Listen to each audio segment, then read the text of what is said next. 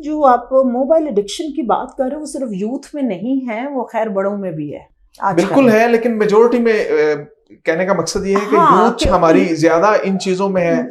मैं थोड़ा सा और डिफाइन कर देता हूँ कि इस तरह के यूथ के मसाइल, depression, anxiety, then breakup, then career issue, then finances, और फिर वो ड्रग्स पे चले जाते हैं। ठीक है, तो इसको मैं पूछना ये चाह रहा हूँ कि इसको किस तरह से कॉपिंग इसकी की जाए। देखो ये एक पूरा विशियस साइकिल है जी, ये पूरा एक विशियस साइकिल है। जब आपने यूथ के हाथ में ये एक गैजेट पकड़ा दिया है, आपने ये डिवाइस पकड़ा दिया है और इंटरनेट इस पे है, और इस पे जैसे मैंने कहा कि without any credibility and authenticity इस पे आपने सारी इंफॉर्मेशन डाल दी।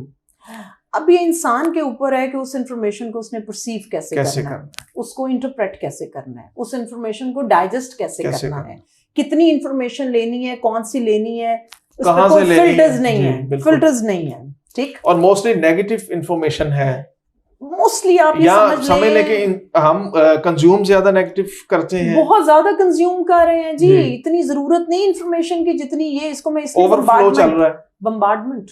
बिल्कुल, ये ओवर थिंकिंग हो इसलिए रही है क्योंकि ओवर इंफॉर्मेशन आ रही है, ओवर इंफॉर्मेशन आ रही है। कहते हैं ना कि हर चीज की ज्यादती बुरी है, बिल्कुल, हर चीज की एक लिमिट है, कैपेसिटी है, उसके बाद तो फिर डिजास्टर है। अब वो जो इतनी आपने यूथ की बात की, देखें एक तो यूथ ने ठीक है गैजेट्स को यूज, इसके प्लस भी हैं, मैं इसके उसमें नहीं जाऊंगी, नो डाउट कि इन गैजेट्स का और जितनी टेक्नोलॉजी है वर्किंग भी हो हम रही है, बैठ के बातचीत भी जो सारी कर रहे हैं, इसी the credit goes to this technology primarily. लेकिन जो यूथ में जो मेजर इशू जो मैंने पिछले 5 साल में देखा है शहबाज, जो इंक्रीज हुआ है मेरी क्लिनिकल प्रैक्टिस में, वो ड्रग एडिक्शन हुआ है। बिल्कुल, और सिर्फ बच्चों में नहीं, बच्चियों में भी ये लम्हा फिक्री है, ये भी, और दोनों। और बच्चियां भी वो मोस्टली तब आती हैं कि जब उनको घर वालों को पता चल गया या अब उनकी शादी होने वाली है या इस तरह से। और मजे की बात है कि कुछ सर्टन जो ड्रग्स हैं वो इतनी नॉर्मलाइज हो गई हैं कि उसको उन्होंने ऐसे ले लिया जैसे कि वो एक trendy, it gives a cool look, बिल्कुल। जैसे कि लोग कहते हैं कि जी having a vape in your hand is a cool look. और फिर पीयर प्रेशर जो होता है, जो दोस्तों का प्रेशर, आपकी क्लास, सोशल क्लास, फिर जब ग्रुपिंग होती है, वो सारा कुछ। हमारे में से कितने पेरेंट्स हैं जो कि बैठ के बच्चों को या ये चीज उनके साथ डिस्कस करते हैं कि आपने, या आप अगर let's say being a father है या मैं बीइंग अ मदर हूं, हम कितना बच्चों को बैठ के बताते हैं कि आपने इन्फ्लुएंस कितना या प्रेशर कितना नहीं लेना। लेट्स से somebody says हमारे पास टाइम ही नहीं, हम उनको कितना सिखाते हैं कि if somebody is like you are a part of group and if somebody is smoking or if somebody is taking any kind of drug, तो आपको you have to learn to say no to drugs, no to black water, no to abuse, no to sexual abuse, no to physical abuse, no to domestic violence. No का word जो है ना जी audience के लिए, it's a capital NO। हमने no नहीं कहना सीखा। वहां पे मुझे याद आ रहा है एब्सोल्युटली नॉट। हमने कहीं ना कहीं वो नो कहना ओबीडियंस के चक्कर में सीखा ही नहीं। ये है जी ड्रग्स का आगाज, और ये सारा जब हम नो कहना नहीं सिखाते, ये एस्केपिज्म का एक तरीका है। देखें आपने कहा कि आप, मुझे अच्छा लगा कि you are talking about youth issues. Drugs के इश्यूज नो डाउट बढ़ रहे हैं, अल्कोहल के बढ़ रहे हैं, अब तो यहाँ तक कि आइस जो है वो जी बिक रही है, इजी एक्सेस है, इजी है। पहले मैं, चूंकि मैं एजुकेशनिस्ट भी हूँ, मैं पढ़ाती भी रही हूँ, तो मैं स्टूडेंट्स अक्सर पूछती होती थी कि क्लास के अंदर फ्रैंकली कि how many of you are into drugs. So more than half of the class वो कहते होते थे कि जी हम ये जो हैश है या उसको, वो तो रिफाइंड फॉर्म है, या गर्दा जो होता है, या ये जो मैं इसमें, तो वो तो हम बड़ा नॉर्मल लेते हैं एज एन एक्सपेरिमेंट के तौर पर, एक्सपीरियंस के तौर पर। होता क्या है माजरत के साथ, वो होते होते जब हेरोइन, चर्स, या अब तो जी ई ड्रग्स आ गई हैं। ई ड्रग्स क्या हैं कि आप मेडिकेशन की फॉर्म में, टैबलेट्स की फॉर्म के अंदर जो है, और जो ये जो इंजेक्शंस वगैरह, और ये जो आप जो बेगर्स वगैरह हैं, ये स्मार्ट बॉन्ड स्निफिंग और इनके और जो बड़े जो सारा, ये भी पूरा एक ड्रग एडिक्शन का सेपरेट टॉपिक है।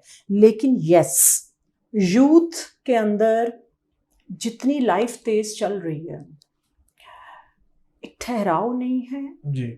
उनके लिए हमने लाइफ स्टैंडर्ड्स बहुत हाई कर दिए हैं।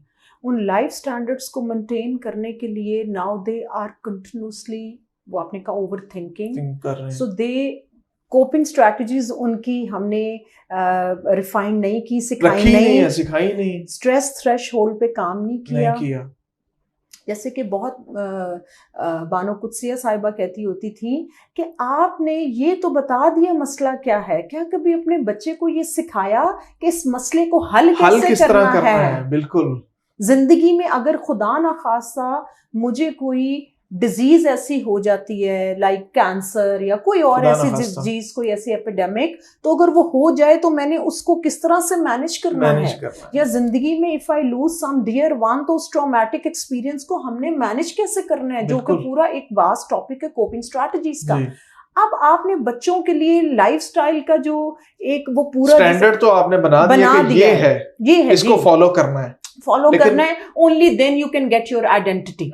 अच्छा, लेकिन हमने ये नहीं उनका बताया कि इफ इन एनी सिचुएशन वो नहीं मिलता, या उसके लिए कितना आपने जो है रूट ही नहीं डिफाइन किया। Very much right. Plan A है, अगर खुदा ना खासा इस पे वर्किंग नहीं होती तो प्लान बी भी हो, ताकि वो डिसहार्ट ना हो। इसको बोलते हैं ऑल्टरनेटिव्स। ऑप्शंस क्या है उसके लिए, ये नहीं कि सिर्फ एक नहीं है, वो स्टक हो गया उसके बाद जी मैं डिप्रेस्ड। अब जब बच्चों को या यूथ को आप नहीं वो बताते और एक्सपेक्टेशंस बहुत हाई हैं, तो आई हैव सीन के दैट्स व्हाई एस्केपिज्म का एक तरीका वो ये गैजेट में बहुत ज्यादा घुस जाते हैं, बिल्कुल आइसोलेट हो जाते हैं। नंबर 2, उनके पास ड्रग्स जो है, ड्रग्स बैड कम्युनिटी में चले गए और वो ड्रग्स पे लग गए। और क्या जी, जैसे आपने कहा कि अब तो इजी एक्सेस है जी, और उसको नॉर्मलाइज इतना कर दिया है कि उसको यो इतना कर दिया है, ग्लैमराइज उसको इतना हमने कर दिया है कि उसको हम एक एबनॉर्मैलिटी या डिसऑर्डर ले ही नहीं हम रहे हैं। तो यस, यहाँ से फिर जो है वो एस्केपिज्म का ये तरीका है जिसमें हम ड्रग्स में इन्वॉल्व हो जाते हैं, चाहे वो बच्चे हैं चाहे वो बड़े हैं, लेकिन ये एस्केपिज्म का एक तरीका है। और अभी माजरत के साथ अगर आप रिसेंटली, अगर मुझे नहीं लगता पता कि ये कोट करनी चाहिए कि नहीं चाहिए, लेकिन जो राहत फतेह अली खान का दम वाला पानी का आया, मैं उनको क्रिटिसाइज नहीं कर रही, ट्रस्ट मी, मैं किसी को क्रिटिसाइज नहीं कर रही, ये उनका एक प्रॉब्लम हो सकता है जिसकी वजह से आप देखें एक शख्स जिसकी पूरी दुनिया में जिसको जाना जाता है, क्या उसकी रेपुटेशन है, ये अगर आई विश वो मेरे सामने बैठे हो तो उनको कोई बड़ी बात नहीं, उसका इलाज करवा ले। सो व्हाट, हर इंसान को किसी ना किसी चीज की एडिक्शन होती है।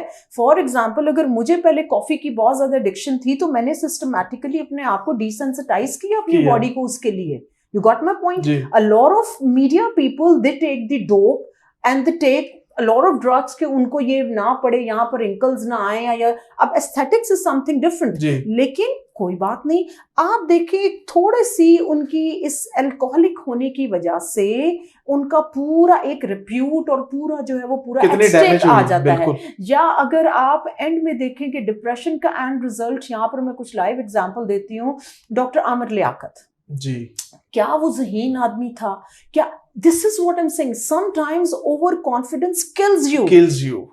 और डॉक्टर साहब के साथ मुझे लगता है कि ऐसे ही हुआ है। देखिए, हम बैठ के ये लाइव इसलिए मैं दे रही हूं एग्जांपल्स, और काबिल बंदा, इसमें कोई शक नहीं। समटाइम्स वो एक वायरस जो मैंने शुरू में तुम्हें कहा था ना कि वो one small virus disturbs the whole pattern of the brain और आपकी सारी जिंदगी की कमाई हुई इज्जत। या इसी तरह यहाँ पर मैं एक और चीज आपके प्रोग्राम में बताती चलूंगी कि जब बच्चे या बच्चियां अपनी कुछ पिक्चर्स, आपने देखा कुछ ऐसे केसेस भी हुए जिसमें के सेलिब्रिटीज की या वैसे जो है पिक्चर्स, मेरे पास 1-2 ऐसे केसेस आए जिसमें मदर्स लेके आई कि हमारी बच्चियों की पिक्चर्स वो लड़कों के पास हैं, वो ब्लैकमेल करते हैं। यहाँ से भी इनको सोचना चाहिए कि किस तरह से एक छोटा सा वायरस, एक छोटी सी आपकी मिस्टेक आपकी पूरी जिंदगी की कमाई हुई अर्निंग को जो है, आपने जो रिप्यूट या रिस्पेक्ट अर्न की है, उसको पूरा नलिफाई कर देता है। तो ये लाइव एग्जांपल्स जो मैंने आपको दी हैं वो सिर्फ इसलिए दी हैं, I am not pinpointing them,